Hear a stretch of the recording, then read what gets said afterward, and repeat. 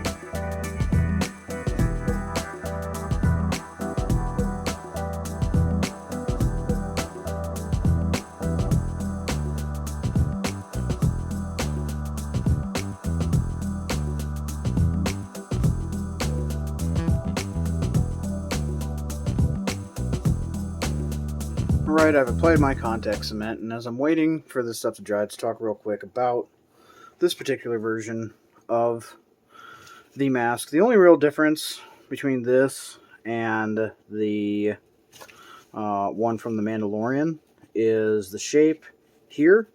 This is the version from Rebels. It has more of a smooth shape, whereas the one from Clone Wars, I believe Clone Wars, if nothing else, I know the Mandalorian comes down to more of an aggressive point. So that's one thing to note. The other thing is I am doing this with 5mm EVA foam. The reason is I've made several Mandalorian helmets, and there's some issues I've had that I've been able to fix when I make them out of 5mm that I can't fix whenever I make them out of 10.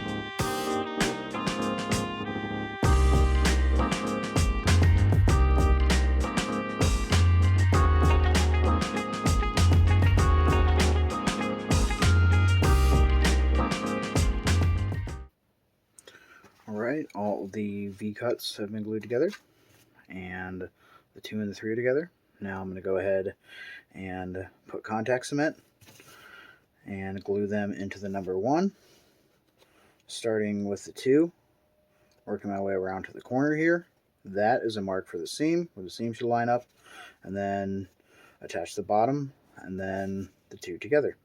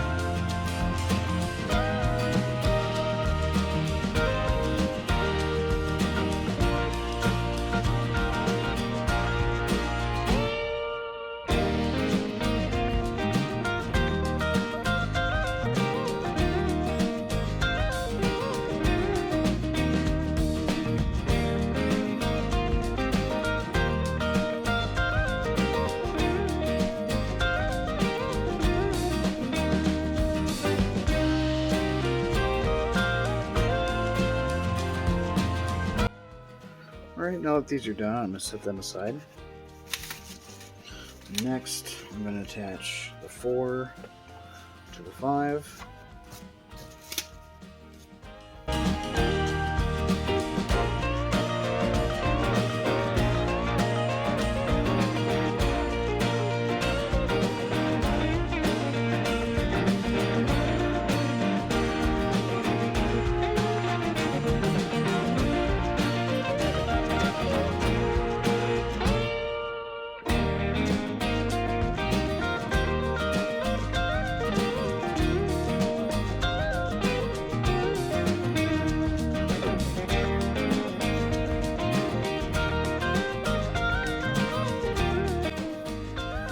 Next, I'll contact cement the number 1s to the combined 5 and 4.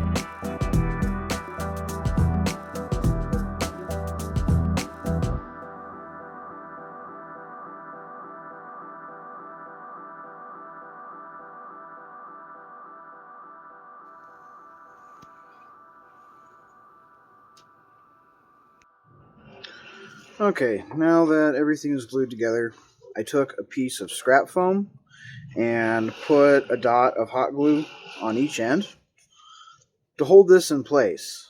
Otherwise, these are just kind of going wherever, and it's really annoying. And I want everything held together so that I can heat shape this. And I'm going to use a canvas mannequin head that is rounded, which will help me to have a guide as I heat it with my heat gun to round out all the seams and things like that. I also, if you look at this way, of course it's rounded, but when you're looking at it sideways, it's very much flat. And you see there's kind of a bump here where it's glued together. Just want to get all that stuff cleaned up.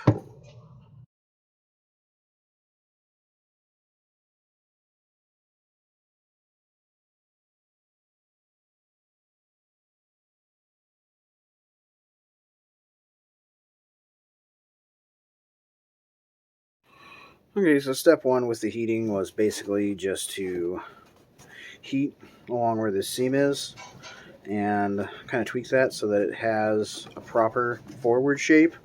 Without that, it looks too much like a bucket. Now you actually have more of a Mandalorian shaped helmet.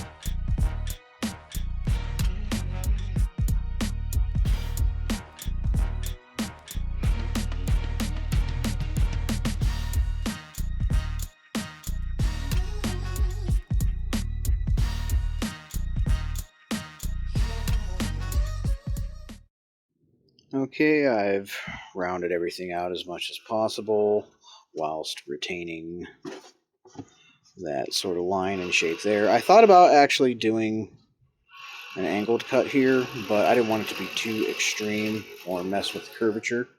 You may notice over here, in this area here, it just naturally kind of flat right in here.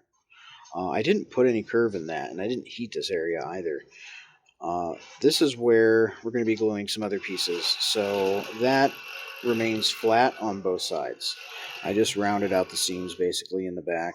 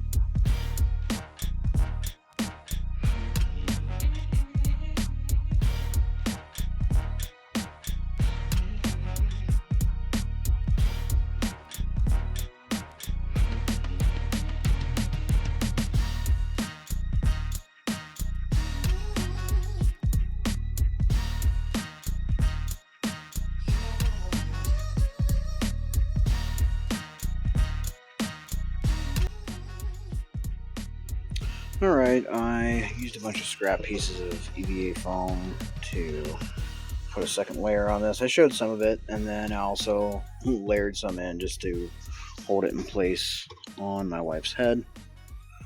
And like I say, all that can be avoided by just using thicker foam. Alright, now I'm going to use my Dremel to sand up the seams and such.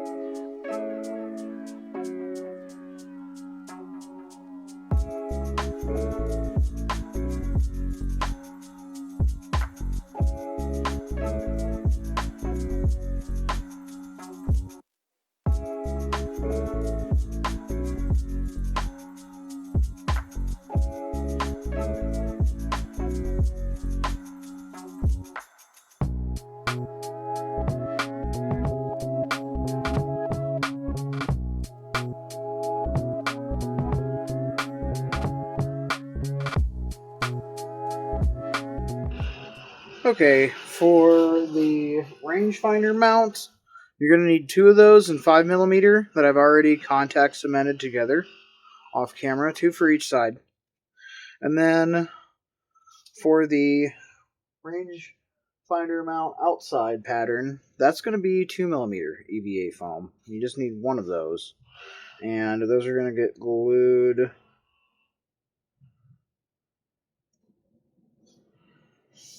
like that on top.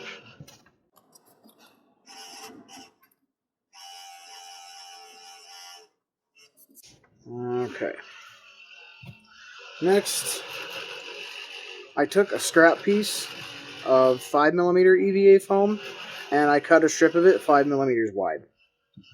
And the reason for that is I'm going to glue that onto here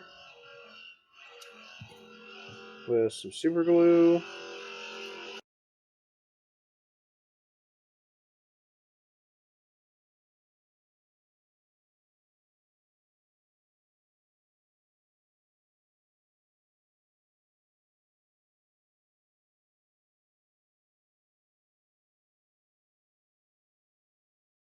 Okay, next I'm going to take my Dremel and sand this at an angle.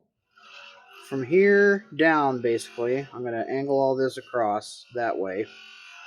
And I'm going to round out the edges and even everything up.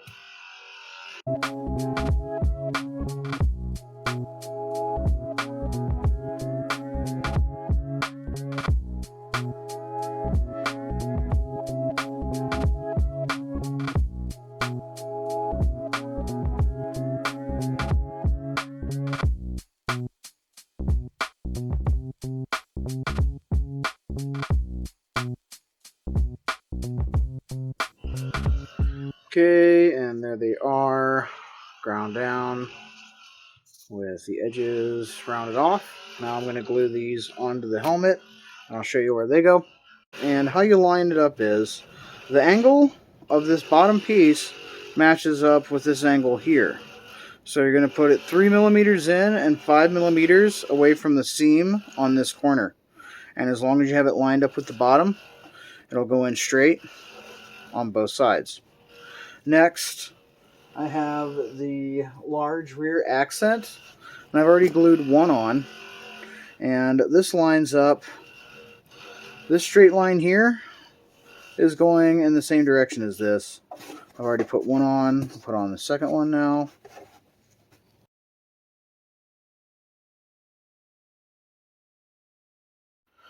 Okay, so you may have noticed that I didn't put, as I pointed out earlier, any reinforcement in the back. That's because I have to cut a square out to put in like this vent system here, which is just a rectangle with some lines. I cut those lines in it with an xacto knife and heated it, traced around it, and just put it in. Realistically, how it is on Star Wars Rebels is actually closer up to these pieces here. Thankfully, the wind has stopped, at least for now, so you won't have that annoying background noise. Next, you have this little piece here. 5mm EVA foam again. And this is going to go over here, right there. At least I'm only going to put on the left-hand side. If you don't want to attach a viewfinder the way I'm going to, you can always put it on both sides and have no viewfinder, or have a different way to attach your viewfinder than what I am doing. But on the right-hand side, this is going to be attached to a viewfinder. Okay, to start with the viewfinder, I have my number 1 piece, and these are marked with outward or inward bevel cuts. And if it doesn't have anything, then it's just a straight cut like this. For example, this is an outward cut, has an angle going like this. This one has an inward cut. And there's some dotted lines on the number 2, and it shows where the number 1 goes.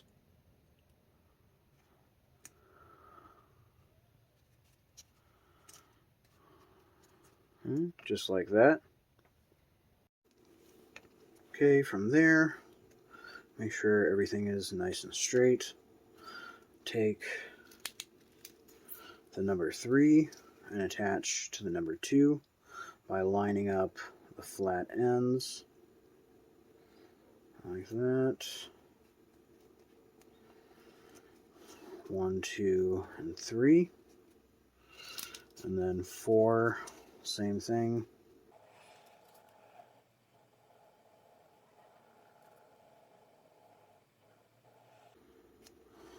Line it up like that.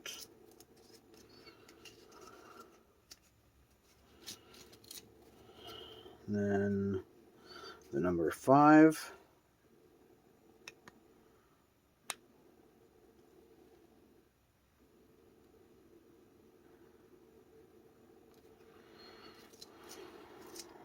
Like that there. Followed by the number 6. The number 6, you're actually just going to line up your angles as best as you can, like that there. And then the number 7, same thing. And then I'll go back through next with a Dremel, just to make sure everything's as even and smooth as I can. I glued all this with contact cement, but you could use super glue as well. Doesn't really matter. So I'll make sure everything is straight. Okay.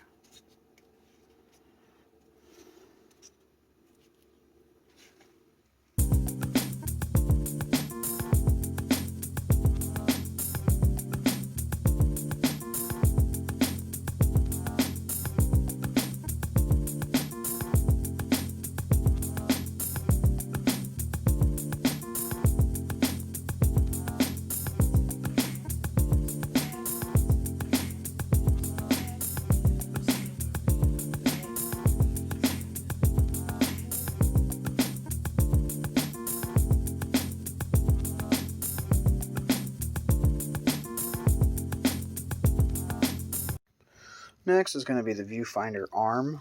Now I took a piece that was scrap from the replacement grinding shield, which you'll need to make this if you want to have, you know, an actual tinted face shield in it. Otherwise, I guess you could use mesh or something, but what I did was took a scrap piece from a previous Mandalorian helmet and cut it out in the shape of the arm. You could also use like a stiff cardboard or that foam board, or if you had polycarb plastic. I also do happen to have some 1/8 inch thick acrylic plexiglass, which is what I was going to make this out of. Unfortunately, I don't have a Dremel tool. I unfortunately broke my cutting wheel, and I don't have a wheel to cut it. So, and it's also very hard to cut and get a good shape. This was very simple. I just cut it with scissors. And I cut it thinner than the actual pattern by 1 millimeter or so on each side. And I'm going to sandwich it in between two 2mm layers of EVA foam of the same pattern, so that it will be nice and stiff, kind of like plywood is. And I'm going to use contact cement. However, prior to this, I did take sandpaper and sand and scuff this up so the glue will work better.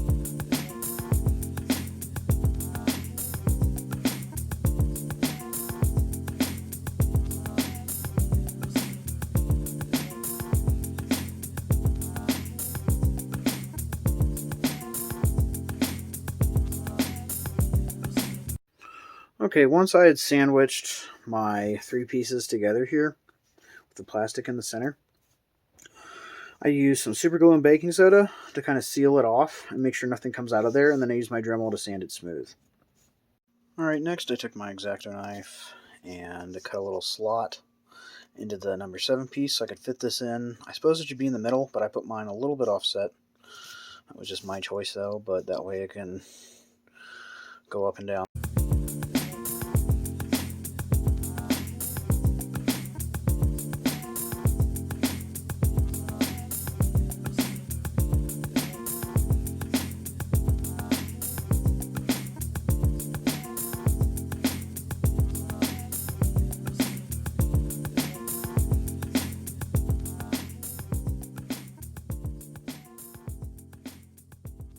Okay, I use my Dremel Rotary tool to make this a little thinner on the backside and bore a hole into it so that I can ultimately jam this nail through it and glue it in place. Okay, with the nail through it, I'm going to begin to use super glue to hold all this into place. And if you're wondering what this is a piece from the cheese and crackers package. Yes, I'm totally serious. The little cheese and cracker snack packs. I'm using a piece from that to help reinforce this. And I was just going to glue the nail directly to it, but since it is just so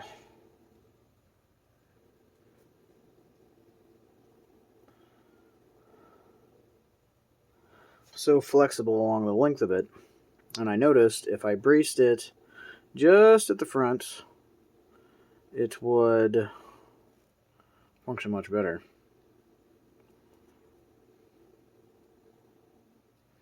Okay. So the super glue and the baking soda, as I mentioned earlier, causes a reaction that makes whatever you use stay quite well, because it forms as hard as glass.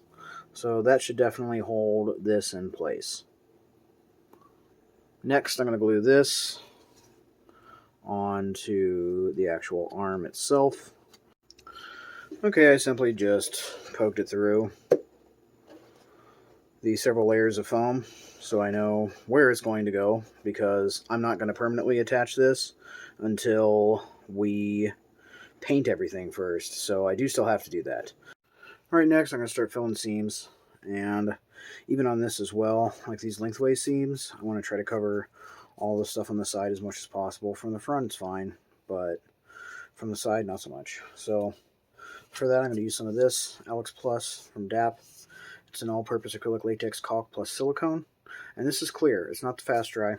I always take my gun and pump it all into a Tupperware that I then cover with saran wrap so that it stays nice and fresh.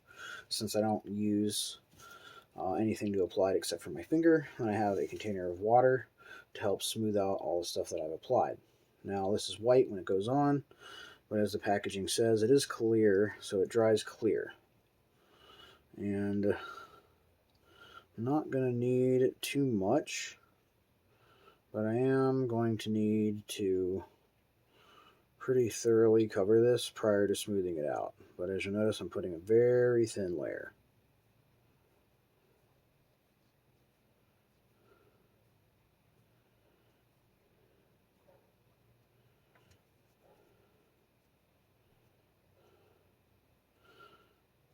And wetting my finger to get off the excess, and so I can smooth all this out. Since it's an acrylic, you can use water, whereas other latexes and silicones you cannot. And I'm also going to do the seams on the mask as well. Anywhere that there's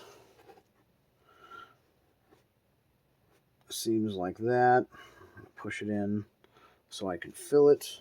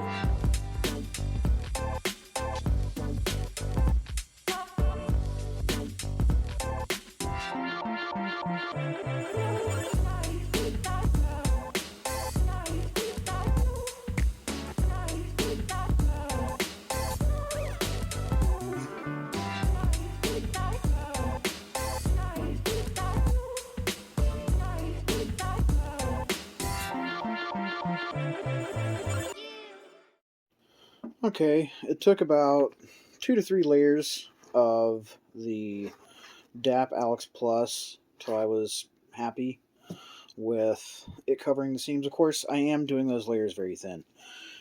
After that, I took Mod Podge gloss and sealed it up. You can kind of see, hopefully on the camera here, the lines. I just went one way with the brush strokes, and I did 3 thin coats. I try not to excessively brush it because it gets tacky pretty quick, and it'll put like very thick, very definite lines instead of a bunch of thin ones. Now it's ready to be primered, and I'm just going to use some cheap spray paint and primer it black before I start layering on colors.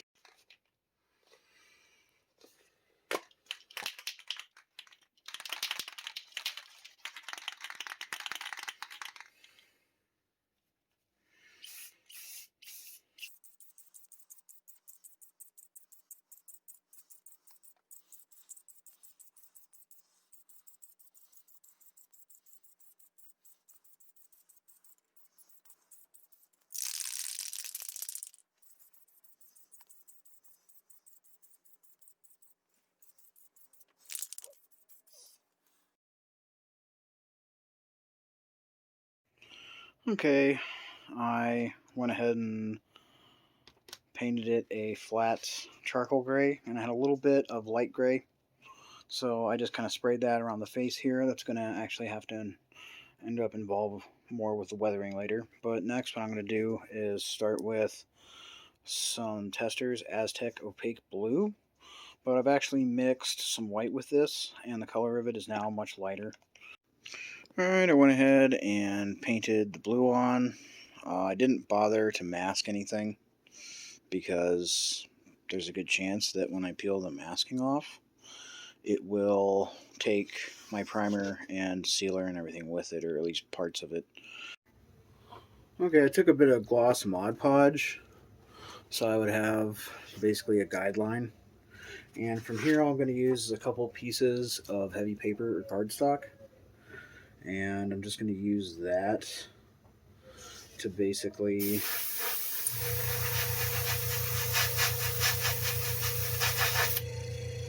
make my lines with the white to get the guideline across here, and then I'm just going to spray and fill the rest of it in white.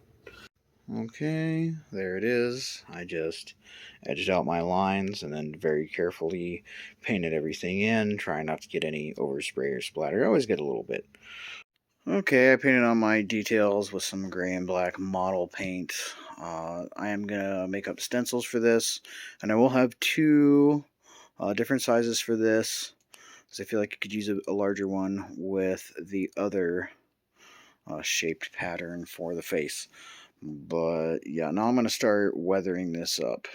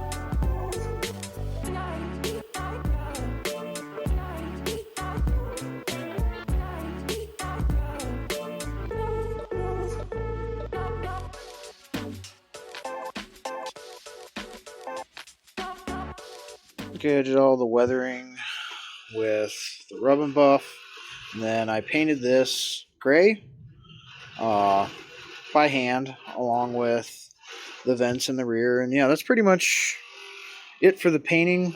I did also paint this silver. These little tabs here that I made with the Dremel, I painted those black just because that's how they look painted that black. But aside from that, you know, I just try to follow the detail pictures as much as possible. Now, I didn't film a lot of this stuff because I'm right in the middle of a winter storm.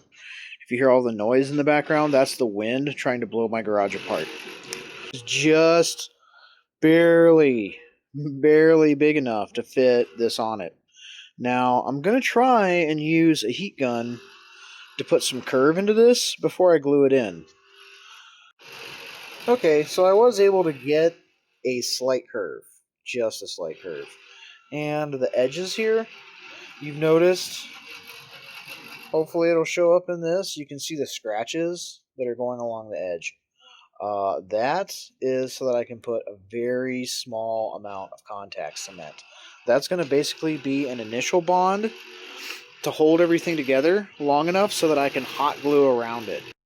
Okay, I got the visor in. Not perfectly straight up top, but it didn't malform the mask, and it's straight across the bottom, and everything's as even as humanly possible. And how I do this is I have to sit it like this on my lap, and I start by lining up the center here at the top and eyeballing it as even as I can, and then I'm holding both of these sides together as I place it, and then I take my other hand and gradually ease down one side and line it up, and then the other on the top first. These you can easily push out of the way, and then I press down each of these and then do to the very bottom with the contact cement, and then go over it with a large amount of hot glue. Okay, I marked out on my nail where the where it comes out on the inside of this, and then I went about a half inch or so further and actually cut it off there with a hacksaw. Then I took and sanded and roughed it up, because next I'm going to take a hunk of plastic that I put a hole in, and I'm going to put that on this. Once I insert it on the inside, I'm going to glue it all together with some 2-part epoxy, since I figure that'll bond to the plastic pretty good and really make sure it stays there.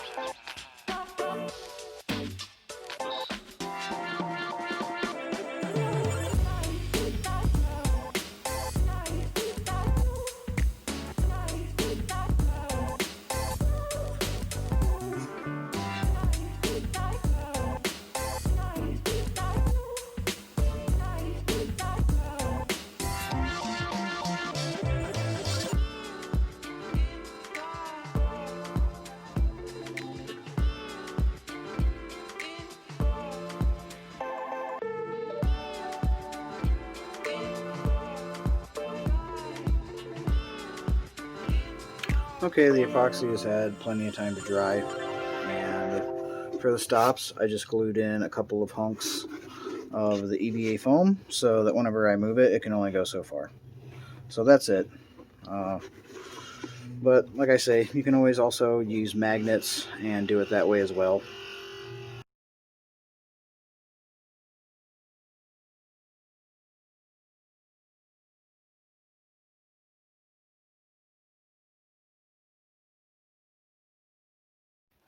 Alright, that's going to wrap it up. As always, thank you for watching. If you enjoyed this video, please leave a like and feel free to subscribe, as it does help out the channel a lot. And there's, like I say, there's links below, including one to the patterns if you want to try making one of your own. And as always, thank you for watching and have a great day.